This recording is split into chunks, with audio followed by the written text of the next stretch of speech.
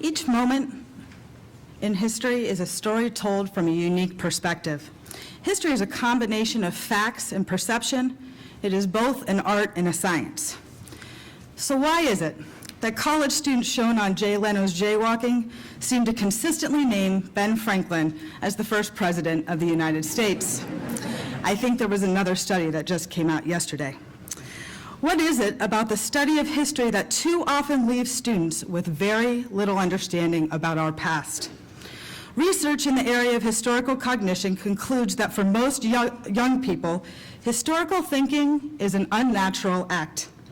Many students see the historian's task as simply accumulating and piecing together evidence from the past, with little understanding of the leap taken from analyzing evidence to constructing interpretive accounts. They consider history textbooks to be complete and authoritative because they're written by experts. And when students read primary sources and view photographs from the past, they often read them without thinking critically and without asking questions. This thinking perpetuates historical misconceptions, and worse, it makes the study of history boring and irrelevant for students.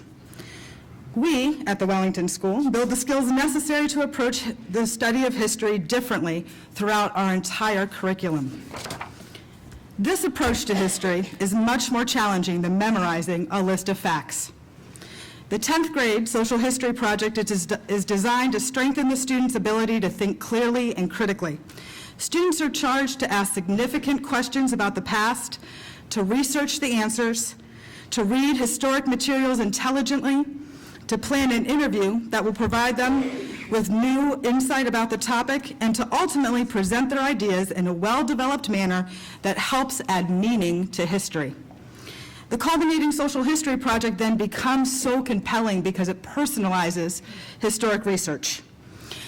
When you were in high school, when most of you were in high school, you probably sat in a history class and learned about the year 1964 in a day or two towards the last few days of spring.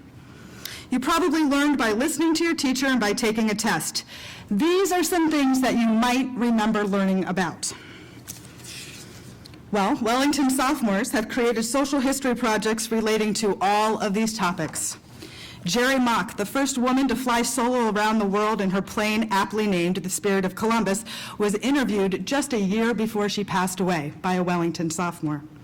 Numerous grandfathers and uncles have shared their experiences in Vietnam, and grandmothers have talked about what it was like to have a son away at war, or even what it was like to protest here at home. Civil rights have been explored through interviews with those who were there at the March on Washington. A family friend was interviewed about his experience on the Warren Commission. And one student, curious about the race riots we were studying, decided to interview his parents about living and working in Los Angeles during the LA riots of 1992. His YouTube video is now clicks away from 270,000 hits. Every one of these projects tells a different story about very familiar events. Here are Brett Harrison and Cassie Robbins to share a little bit about their experience.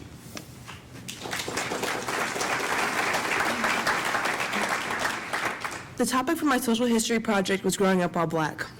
I chose this topic because it allowed me to explore an event in history that I had a personal connection with. My biggest challenge during this project was coming up with a creative way to present all the information I gathered. I researched events falling under the heading of civil rights, and I interviewed the African American Awareness Association, some faculty and staff from Wellington, and other people who are involved with my topic. I finally decided to create a blog that would include important facts and information of each interview. For example, I included the component of music as a large part of my blog.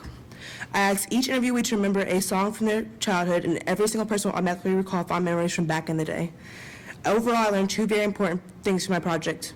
I learned that every event in history has multiple perspectives, and that each perspective has importance and value to it.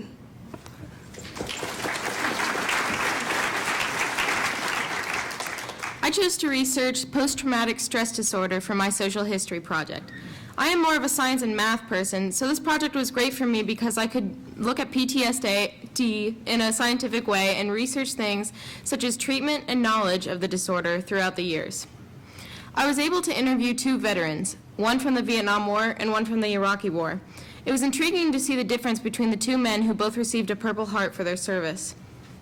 They had somewhat similar stories, even though they fought in two different wars at two different times in history and in terms of medical technology. After my research and interviews were complete, I was able to combine them to make a video that explained our current scientific understanding of PTSD, along with a timeline showing our understanding of the disorder and how we support veterans. The social history aspect of my research helped to connect the story. I love this project because I was able to incorporate my favorite subject into a social history project.